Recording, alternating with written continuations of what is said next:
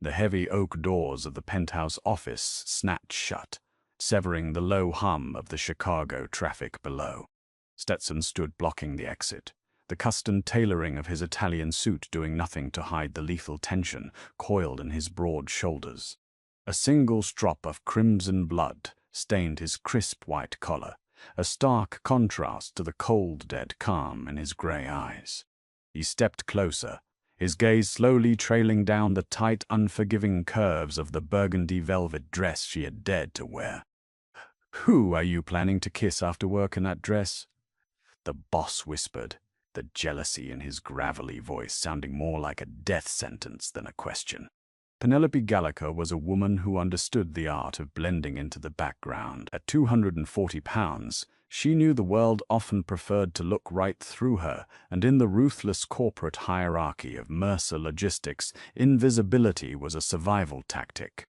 The 3 years she had been the indispensable executive assistant to Stetson Mercer, a man whose legitimate shipping empire was merely a polished steel front for the most powerful underground syndicate in the Midwest. Penny organized his calendar, managed his offshore accounts, and quietly ignored the men with broken noses and bulging jackets who visited his office after hours. She was efficient, loyal, and unapologetically fat. She had long ago traded the exhausting pursuit of thinness for the comforting armor of loose cardigans, sensible flats, and black slacks. Stetson Mercer, a man who regularly dated runway models and European heiresses, never looked twice at her, which was exactly how Penny wanted it. Or so she told herself every night when she went home to her empty apartment. But today was a Friday in late November, and the biting wind whipping off Lake Michigan had brought with it a strange, reckless sense of rebellion. Tonight she wasn't going home to heat up leftovers. Tonight she had a date. His name was Connor, a charming accountant she had met at a coffee shop in Wicker Park. He had looked at her with genuine interest, not the polite pity she was accustomed to, and he had asked her to dinner at Gibson's Bar and Steakhouse on Rush Street. To mark the occasion, Penny had done something entirely out of character. She had marched into a boutique on the Magnificent Mile and spent an obscene amount of money on a dress. It was a deep, rich burgundy velvet wrap dress that clung to her heavy breasts, cinched at her waist, and draped over the wide flare of her hips. It didn't hide her size. It weaponized it. Paired with dark tights and a pair of thick-heeled boots, she looked like a woman who demanded to be seen. When she stepped off the private elevator onto the top floor of the Mercer Tower, the silence in the executive bullpen was deafening. Beatrice, the perpetually sour receptionist who subsisted on green juice and spite, dropped her Mont Blanc pen. Declan, Stetson's towering, scar-faced head of security, paused mid-stride, his eyes widening slightly before he gave Penny a low, appreciative whistle. "Looking sharp, Pen," Declan rumbled, adjusting his own tie. "Big plans." "Just dinner, Declan," Penny said, trying to suppress the heat rising in her plump cheeks. She hurried to her desk, painfully aware of the heavy sway of her hips and the rustle of the velvet. She spent the morning immersed in shipping manifests and quarterly projections, trying to ignore the way the luxurious fabric felt against her skin. At 4 p.m., the intercom on her desk buzzed with a sharp, impatient tone.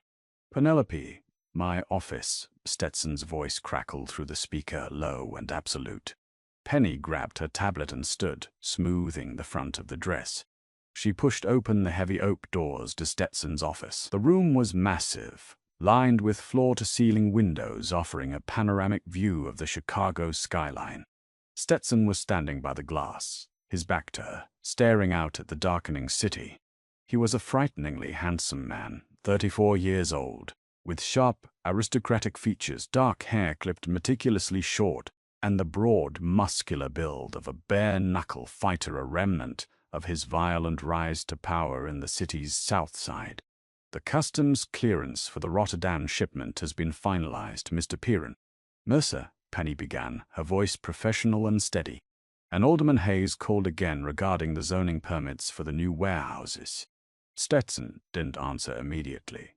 He turned around slowly, a crystal tumbler of amber liquid in his right hand. His eyes, a pale, piercing gray, locked onto her. For a long, suffocating moment, he didn't look at her face. His gaze dragged heavily over her body. He traced the deep V-neck line where the velvet strained against her cleavage, followed the cinch at her thick waist, and lingered on the curve of her heavy thighs. The air in the room seemed to evaporate. Penny shifted uncomfortably, clutching the tablet to her chest like a shield. Stetson was known for his icy detachment, but right now his eyes were burning with a dark, suffocating intensity she had never seen before. He took a step toward her, the ice in his glass clinking against the crystal. "What are you wearing?" he asked, his voice dropping an octave, slipping from smooth corporate boss into the dangerous cadence of the street boss he truly was. A dress, Mr. Mercer," Penny stammered, cursing herself for sounding so weak. "Is it inappropriate for the office? I can go home and change." "No," Stetson said sharply. He closed the distance between them, stopping mere inches away. Penny had to crane her neck to look up at him. She could smell his expensive bergamot cologne, mixed with the faint metallic scent of something darker, something she always tried to ignore. "You've worked for me for 3 years, Penelope," Stetson said, his eyes flicking to her lips. "In all that time, I have never seen you wear anything but shapeless wool and gray slack. You dress like a widow mourning a husband who died 30 years ago. And today you walk into my office looking like this." You reached out. Penny's breath hitched as his knuckles brushed the velvet covering her collarbone. The touch was agonizingly light, yet it sent a jolt of electricity straight to her core. "It's Friday," Penny whispered, her heart hammering violently against her ribs. "I have plans after work." Stetson's jaw clenched. The muscle feathered violently under his skin. The air around him suddenly felt charged with violence. "Plans? Yes. Dinner. With who?" "That is my private business, Stetson," she said, using his first name in a rare moment of defiance.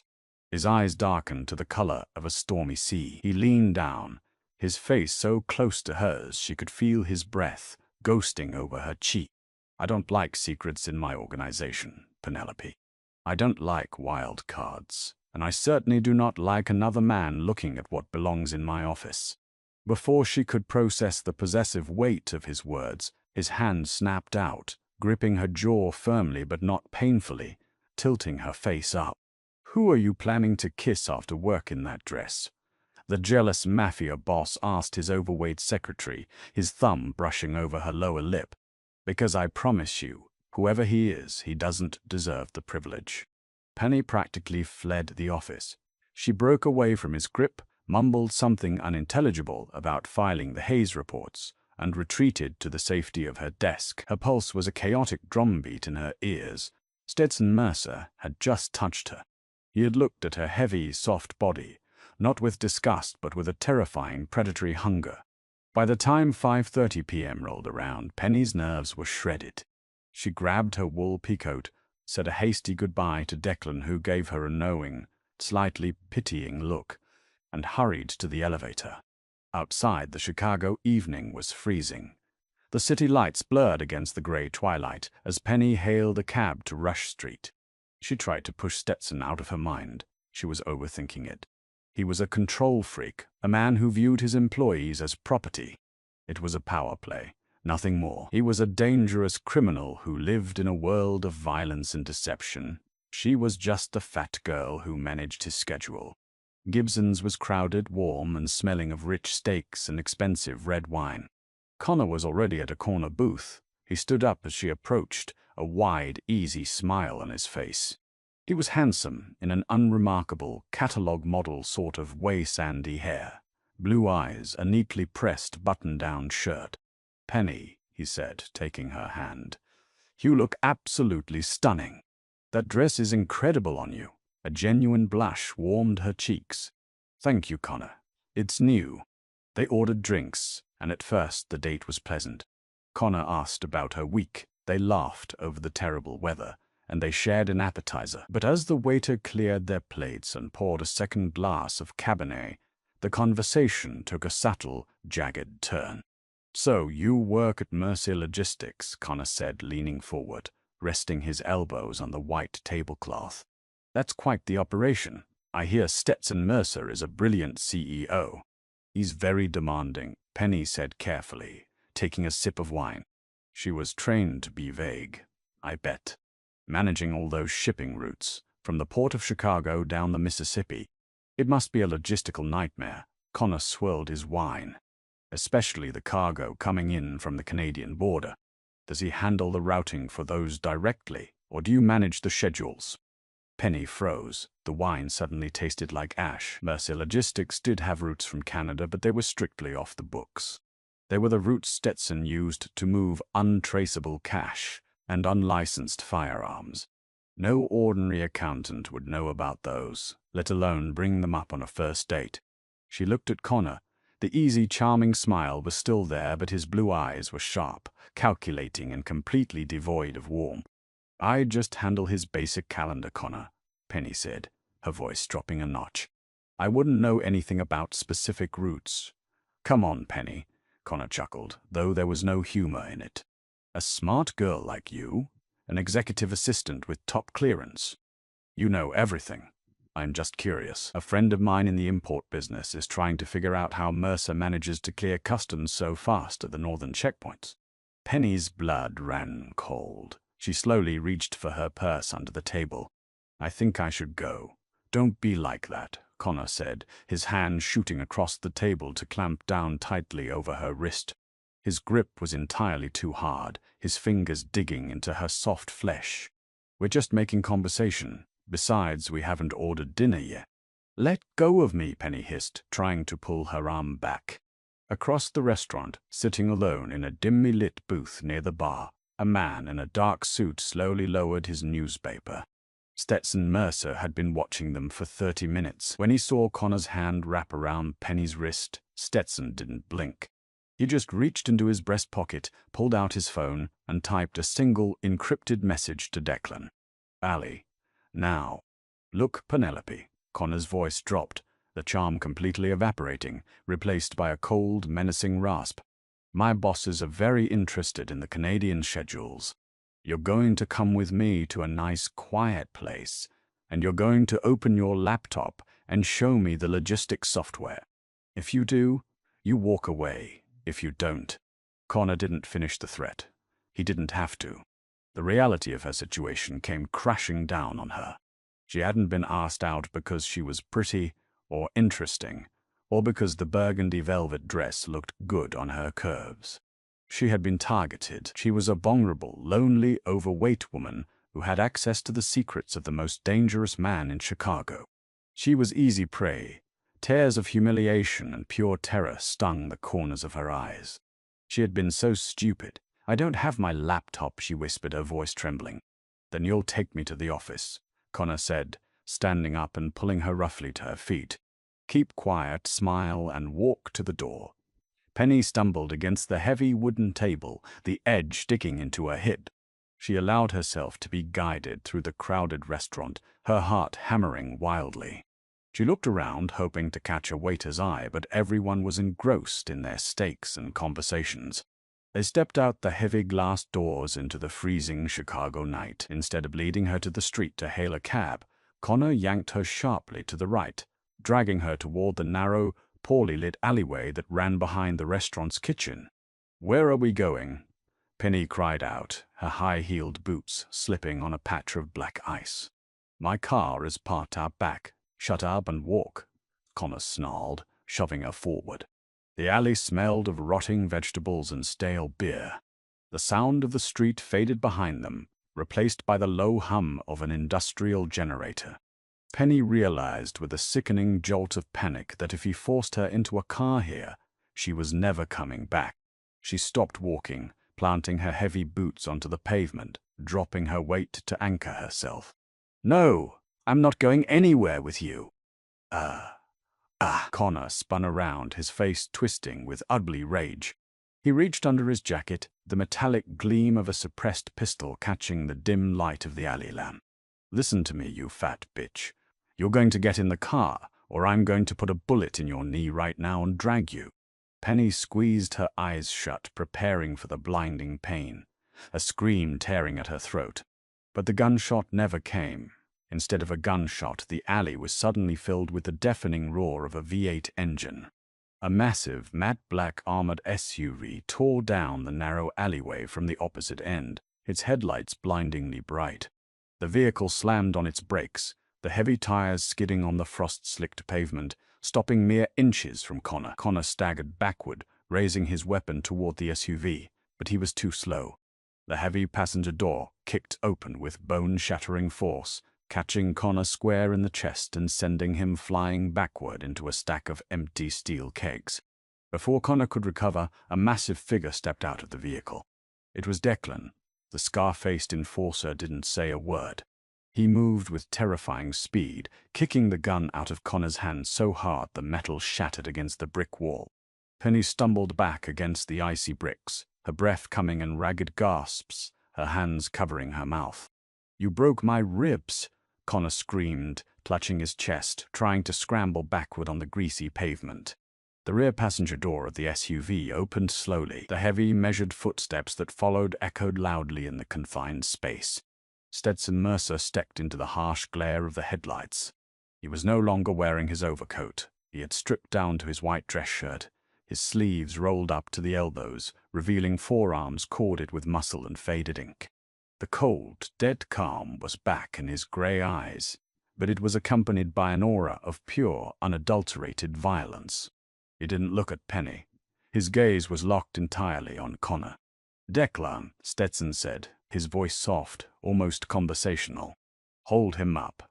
Declan reached down with one massive hand, grabbed Connor by the collar of his expensive coat, and hauled him to his feet, pinning him against the brick wall.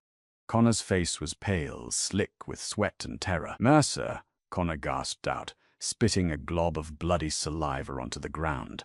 "You're making a mistake. The O'Bannon family isn't going to let this go.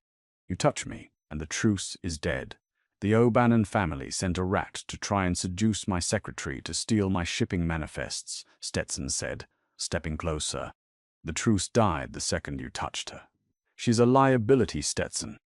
Connor choked out, trying to sound brave, but failing miserably. "Look at her, a pathetic, lonely soul. It was Tuesday afternoon. You think a woman like that has the stomach to work for the Mercer Syndicate? She's weak." Penny flinched as if she had been struck physically. The words tore through her, affirming every dark, insecure thought she had ever had about herself. She shrank against the wall, wrapping her arms around her thick waist, trying to make herself as small as possible in the striking velvet dress. Stetson stopped in front of Connor. He tilted his head slightly, studying the man. "You have a very poor understanding of value, Connor, and a profound lack of respect." In a movement so fast Penny barely registered it, Stetson's hand darted into his waistband. A flash of silver cut through the dim light. A heavy, custom-made combat knife, the blade serrated and wicked, was suddenly in his grip. Without a word, without a flicker of hesitation, Stetson drove the blade deep into Connor's thigh, right above the knee, and twisted. Connor let out a shrieking, animalistic howl of agony. His legs gave out, but Declan held him upright against the wall. Thick, hot crimson blood erupted from the wound, splattering across the alley pavement, violently dark against the dirty white snow. Penny screamed, pressing her hands to her ears, closing her eyes against the horrific spray of violence. The metallic, coppery smell of the blood hit her nose instantly, mixing with the frigid Chicago air. She had known Stetson was a criminal. She had seen the aftermath of his business. But she had never, not once in 3 years, seen him commit the violence himself. "This is a message for the O'Bannons," Stetson whispered, leaning in close to Connor's ear over the man's pathetic sobbing. "Tell them if they ever come within 50 miles of my business again, I will burn their houses down with them inside. And tell them." Stetson pulled the knife out with a sickening squelch, causing a fresh torrent of blood to pour down Connor's leg. "If anyone ever looks at my woman again, I will take their eyes. My woman." The words hung in the freezing air, heavy and absolute. Stetson wiped the bloody blade clean on Connor's expensive jacket, sheathed it, and nodded to Declan. Declan dropped the weeping, bleeding man into the trash and garbage of the alleyway. Stetson turned slowly. His white dress shirt was pristine, save for a single stark drop of blood that had splashed up and stained his crisp white collar. He walked toward Penny. Penny was hyperventilating, her back pressed hard against the brick. The glamorous velvet dress felt heavy and ridiculous now. She was a civilian caught in a war zone, a fool who thought she was going on a normal date. Stetson stopped right in front of her. The terrifying monster who had just maimed a man vanished, replaced instantly by a man looking at a woman with desperate, consuming focus. He reached out, his large, warm hands gently framing her face. His thumbs brushed away the tears leaking from her eyes. "Are you hurt, Penelope?" he asked, his voice rough, shaking slightly with an emotion she couldn't name. "And no," she sobbed, trembling uncontrollably. "He grabbed my wrist." Stetson's jaw tightened.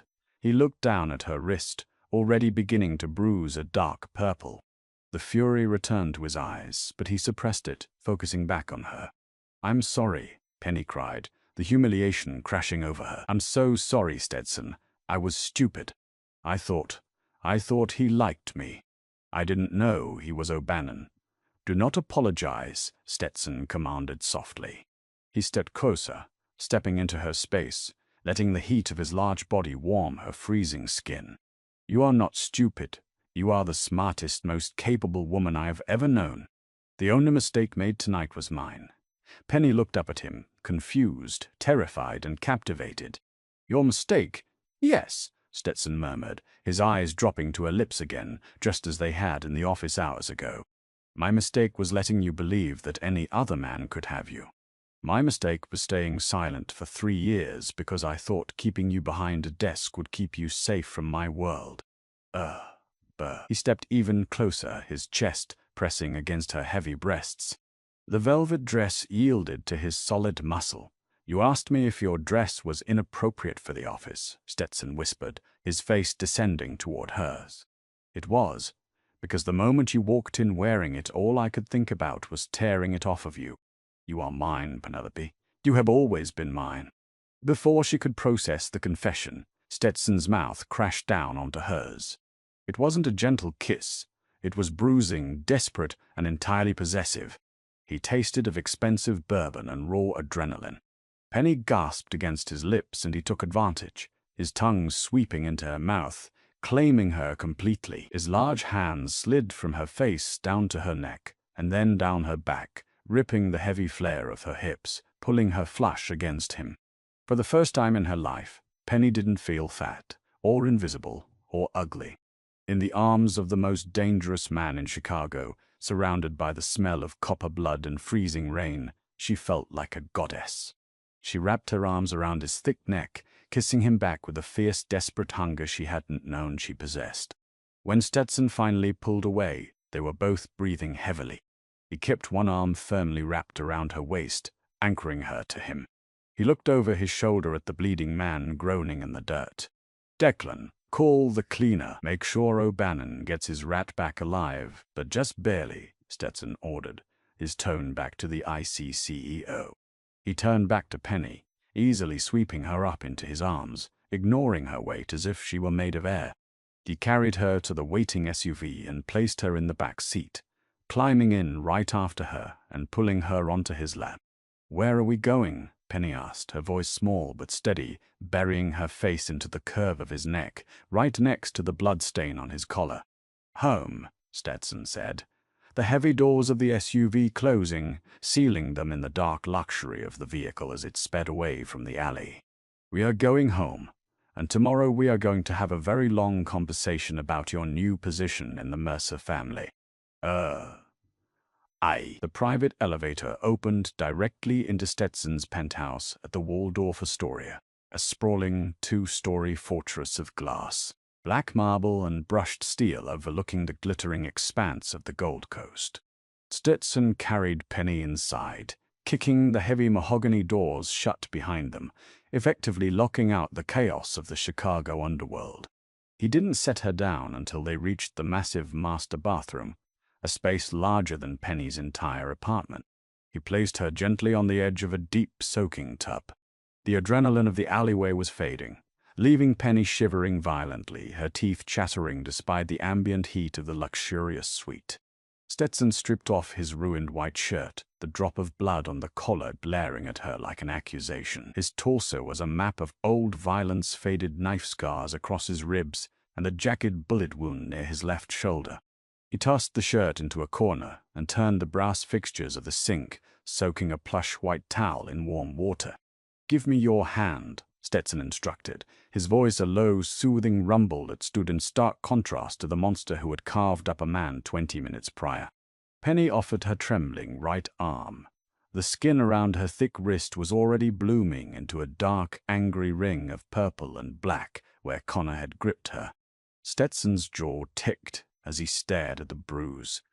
He gently pressed the warm, damp towel against her skin.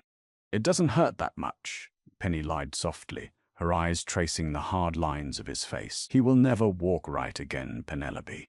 And if Liam O'Bannon has a shred of intelligence, he will put his nephew out of his misery before I do it myself," Stetson said quietly, carefully wiping a smudge of dirt from her forearm.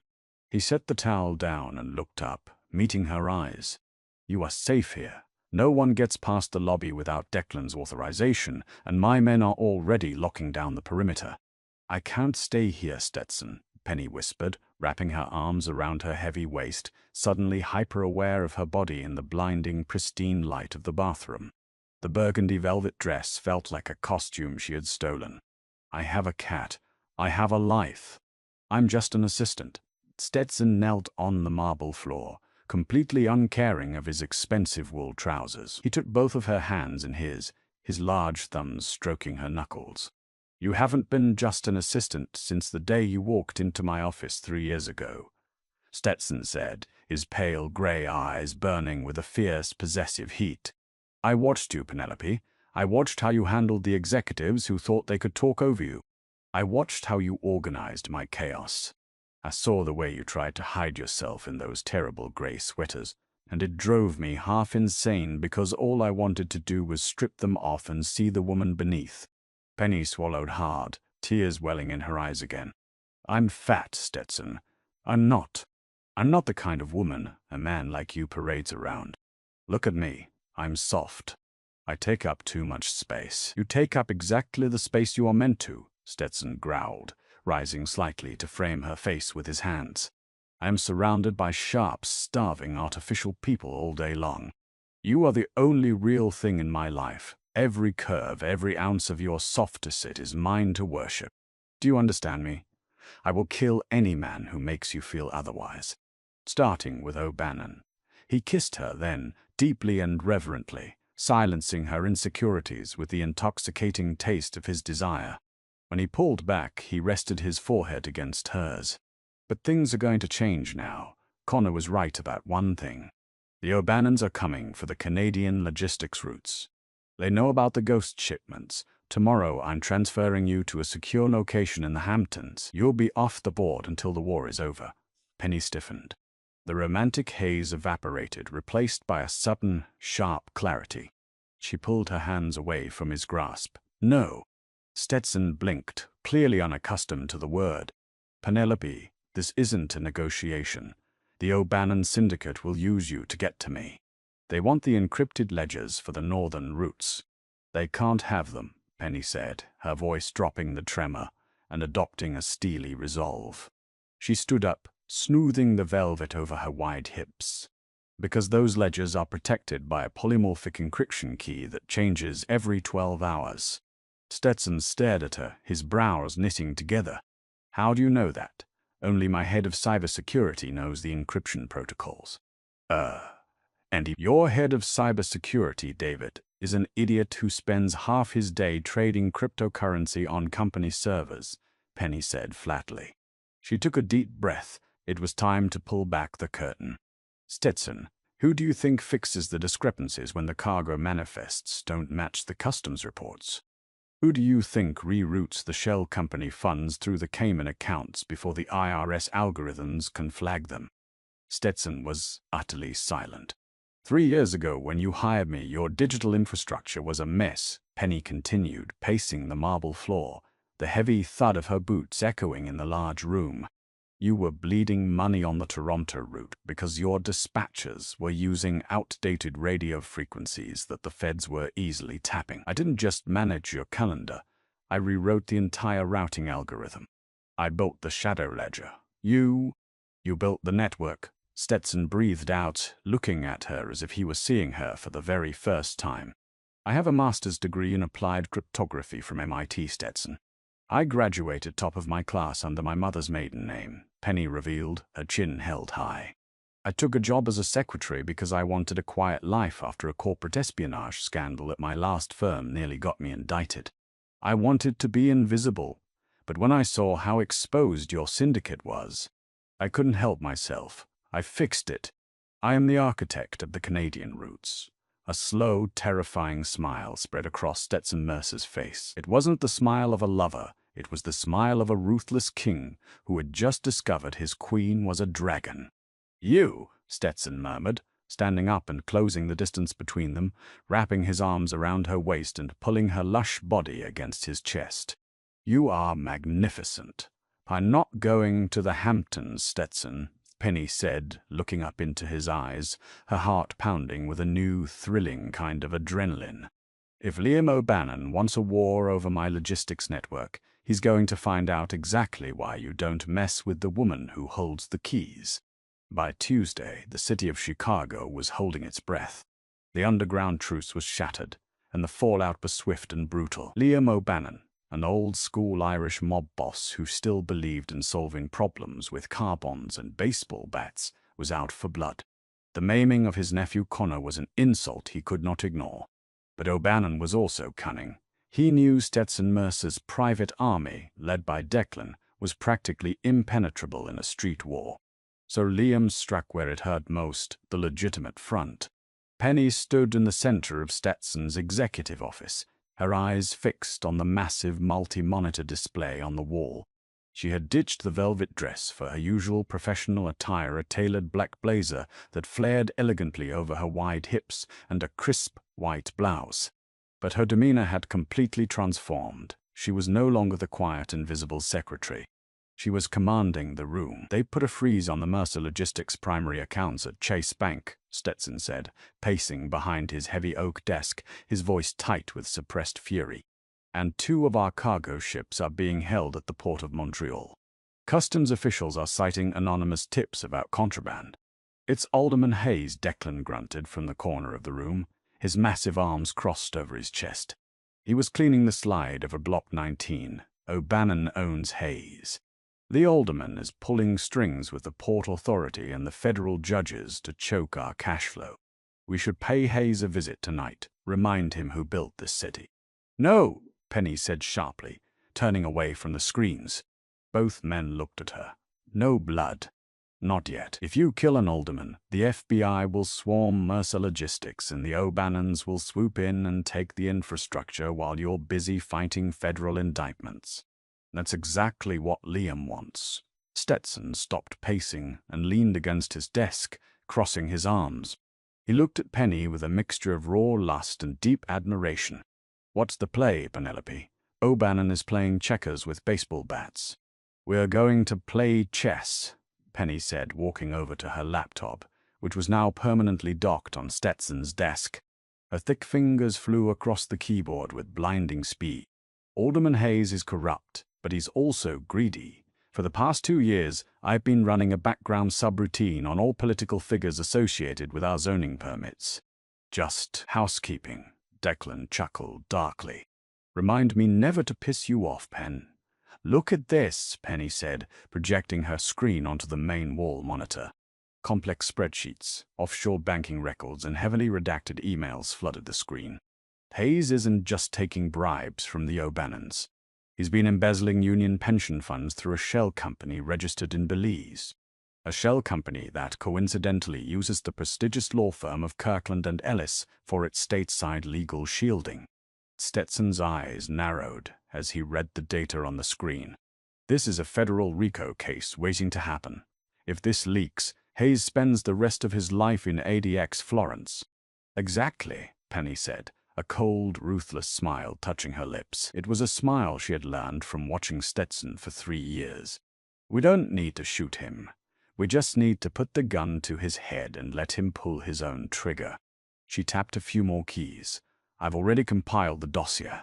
I'm routing it through a secure proxy server to Hayes' private email right now, with a blind copy set to drop into the inbox of the lead investigative reporter at the Chicago Tribune. The timer is set for 60 minutes. Stetson walked around the desk, stopping right behind her. He placed his large hands on her shoulders, his thumbs massaging the tension in her neck.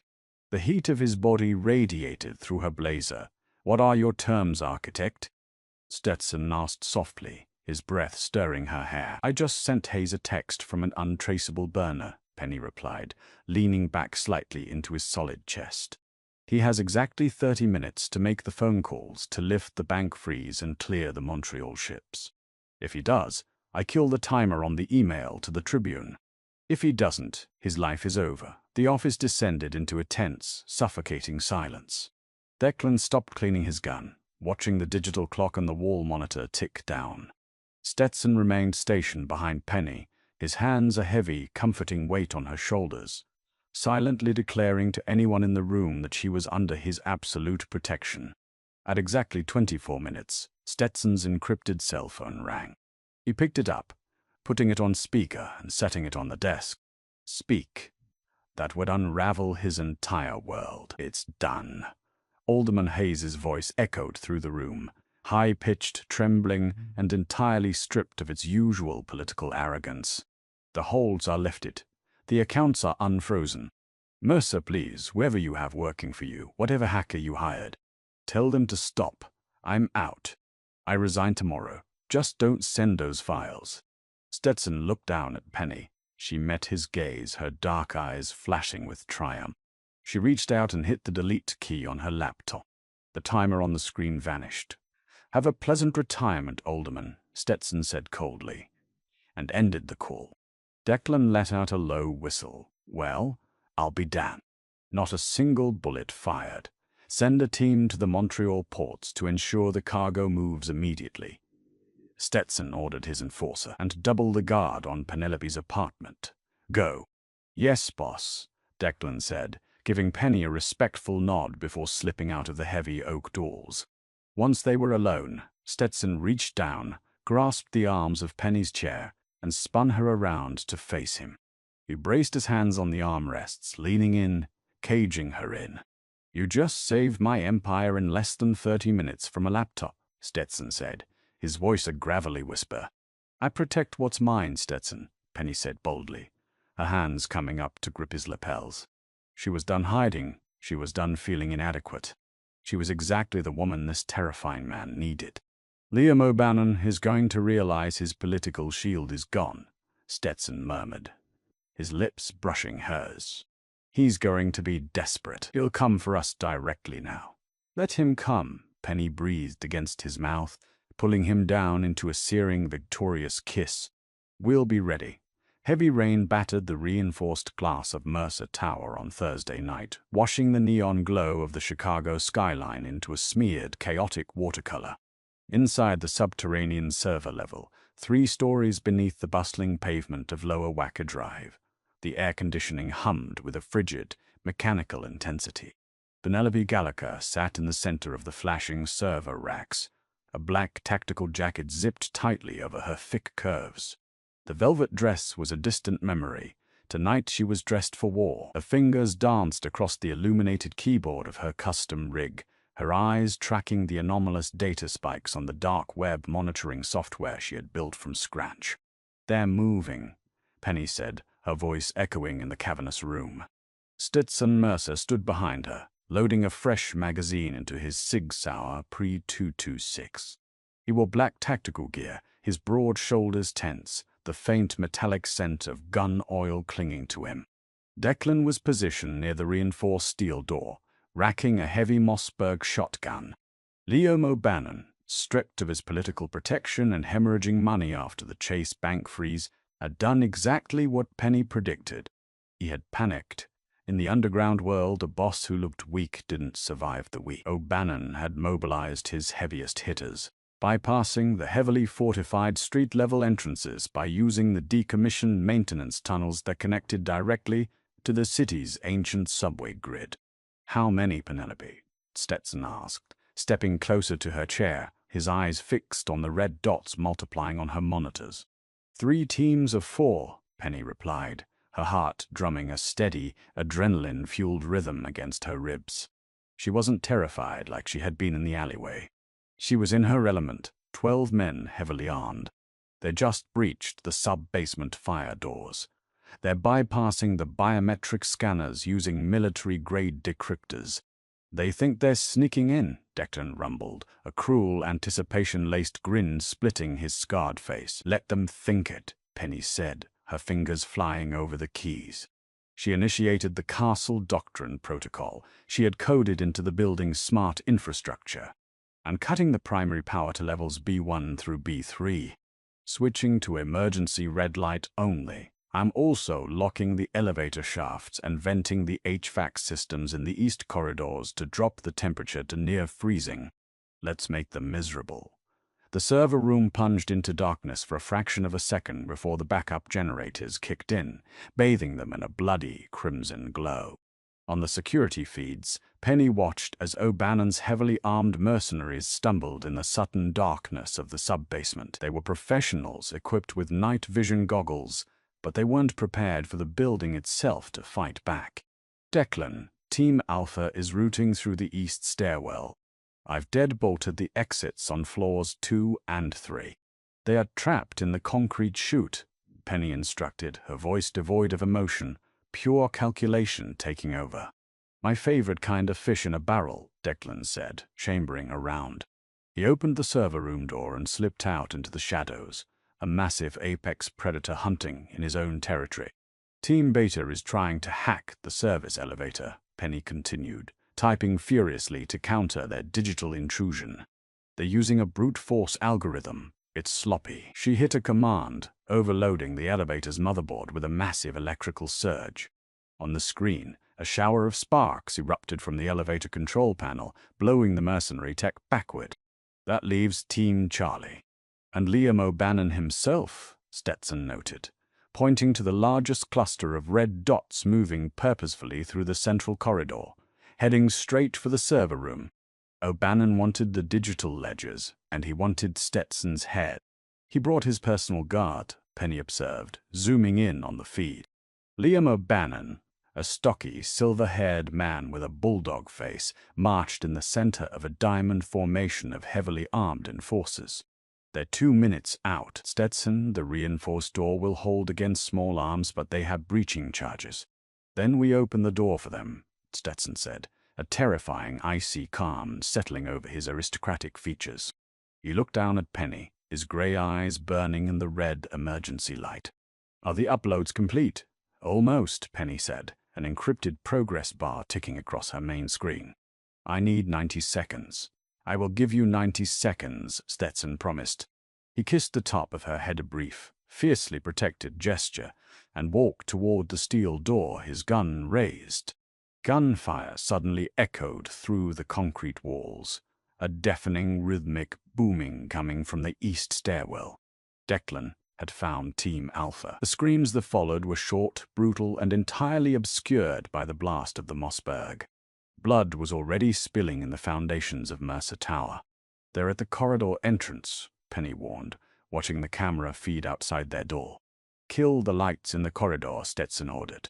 Penny hit the switch. Outside, the hallway went pitch black. Immediately, the sound of heavy boots echoed outside the server room. Someone slapped a block of C4 against the reinforced steel. "Fire in the hole," a muffled voice shouted. "Brace," Stetson commanded. Penny clamped her hands over her ears and ducked under the heavy steel desk. The explosion rocked the subterranean floor, sending a shockwave that rattled her teeth. The heavy steel door was blown inward, tearing off its hinges and crashing onto the server room floor with a deafening metallic screech. Thick, acrid gray smoke billowed into the crimson-lit room. Through the smoke, 3 mercenaries stormed in, assault rifles raised, sweeping the room. But Stetson was a ghost. He had positioned himself perfectly in the blind spot created by the blown door. Stetson moved with lethal precision. He fired twice, the suppressed rounds taking down the first mercenary with a wet thud. The second guard turned, firing wildly into the server racks, shattering glass and showering the room in sparks. Stetson didn't flinch. He closed the distance, grabbed the barrel of the man's rifle, forcing it upward, and drove his combat knife deep into the man's throat. Hot, arterial blood sprayed across the black server cabinets. The third mercenary swung around, locking his sights on Penny, who was huddled beneath the desk, illuminated by the glow of her monitors. "No!" Stetson roared, throwing his knife. The heavy blade buried itself to the hilt in the mercenary's chest, dropping him instantly, his blood pooling rapidly on the polished concrete floor. The smoke began to clear, revealing Liam O'Bannon standing in the ruined doorway, an old-school .45 caliber revolver leveled directly at Stetson's chest. "It's over, Mercer," O'Bannon rasped, stepping over the bleeding bodies of his men. His eyes flicked to Penny under the desk and his lip curled in absolute disgust. "I lost a lot of good men tonight, but taking your empire and putting a bullet in your fat pig of a secretary makes it entirely worth it." Penny didn't cower. She didn't cry. The progress bar on her screen hit 100%. A bright green transfer complete flashed across her monitor. She slowly slid out from under the desk, standing up to her full height, her heavy curves cutting a formidable silhouette against the red emergency lights. "You haven't won anything, Liam," Penny said, her voice dripping with lethal, aristocratic condescension that mirrored Stetson perfectly. O'Bannon barked out a harsh, ugly laugh. "Shut your mouth, sweetheart. I have the gun. I have the server room. The Canadian logistics ledgers are mine." "Are they?" Penny asked, stepping out from behind the desk, moving to stand shoulder to shoulder with Stetson. She ignored the gun pointed at them. She looked at O'Bannon not with fear, but with the cold, dissecting gaze of a scientist examining an insect. "You should check your phone, Liam. I imagine your financial manager at Cayman National Bank is desperately trying to reach you right now." O'Bannon's cruel smile faltered. His eyes darted nervously. "What are you talking about?" "While you were busy marching your men through a damp tunnel like a rat," Penny explained smoothly, crossing her arms over her chest. "I wasn't just locking doors. I was using your brute force intrusion against you. Your tech guys tried to hack my servers. They established a two-way digital bridge. It was a very stupid mistake." She tapped a single key on her remote console. The massive war monitor switched from security feeds to a series of banking ledgers. O'Bannon's name was plastered across the top. "I backtraced their connection directly to the O'Bannon Syndicate's central mainframe in Canaryville," Penny stated, her voice echoing with the finality of a judge passing sentence. "And I took everything. The offshore accounts in Belize. Drained the Cayman National Bank's safety deposits. Liquidated and routed through 50 different cryptocurrency tumblers. The real estate holdings under your shell corporations. I've transferred the deeds to a domestic abuse charity under an irrevocable digital trust." Liam O'Bannon's face drained of color. His hand, holding the heavy revolver, began to shake. "You're lying. That's impossible. Your firewalls were built in 2018. "They were pathetic," Penny sneered. "But I didn't just take your money, Liam. I took your freedom." She hit another key. A copy of an email appeared on the screen, addressed to the special agent in charge at the FBI Chicago field office on Roosevelt Road. Attached were thousands of files, every bribe you paid to Alderman Hayes, every hit you ordered over the last decade, the exact coordinates of your weapons caches in the South Side, Penny listed, driving the nails into his coffin. "I sent it to the feds 5 minutes ago. Your empire is gone. Your money is gone. You are a ghost, Liam, and the FBI SWAT teams are currently tearing your Canaryville headquarters apart." O'Bannon stared at the screen, his mouth opening and closing soundlessly. The devastating reality of his total ruin crashed over him. The hard karma of a lifetime of brutality, delivered by the very woman he had called a weak liability and a fat pig. "You," O'Bannon choked out, raising the trembling gun, his eyes wide with desperate, unhinged madness. "I'll kill you both." Before his finger could twitch on the trigger, A thunderous boom erupted from the hallway. A slug from a Mossberg shotgun tore through O'Bannon's right shoulder, spinning him violently around. The heavy revolver clattered uselessly to the floor. O'Bannon collapsed, screaming in agony, clutching the bloody ruin of his arm. Declan stepped into the server room, his face splattered with blood, the shotgun smoking in his hands. He looked down at the weeping, ruined mob boss on the floor. "East stairwell is clear, boss," Declan grunted, entirely unbothered by the carnage. "Cops will be here soon. Feds, too, if Penny's email hit their servers." "Let them come," Stetson said, kicking O'Bannon's gun out of reach. He looked down at the man who had ordered the attack on his woman. There was no rage left in Stetson's eyes, only the cold dismissal of a king discarding garbage. "The FBI will find a wanted criminal bleeding in the basement of a legitimate logistics company after a failed burglary. Our ledgers are clean. Our hands are clean." Stetson turned his back on O'Bannon, dismissing his existence entirely. He walked toward Penny, his boots leaving faint crimson footprints on the concrete. The adrenaline was finally beginning to crash, leaving Penny breathless.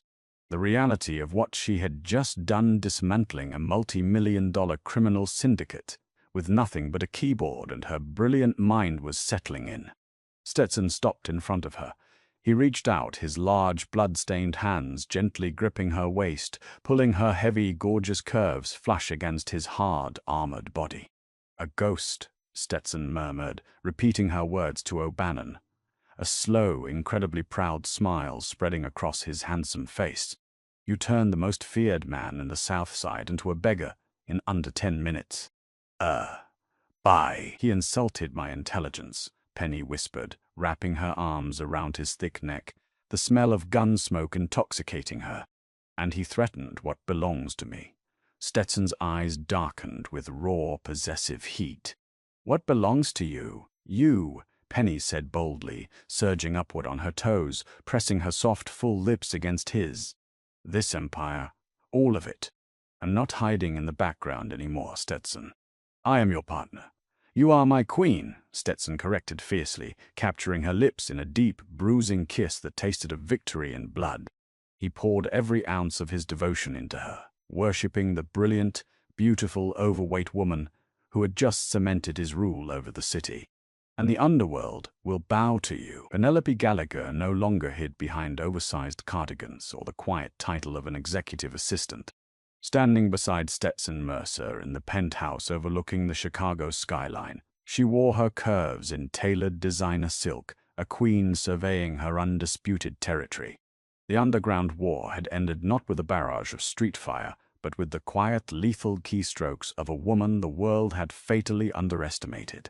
Liam O'Bannon's empire was reduced to ashes, his legacy erased by the very secretary he had dismissed as a weak liability. Stetson wrapped his scarred arms around her waist, pulling her heavy, warm body against his chest, completely devoted to the brilliant architect of his shadow network. They ruled the city's legitimate and illegitimate banes together, a testament to the fact that true power doesn't shout from the rooftops, it waits, watches, and strikes from the shadows.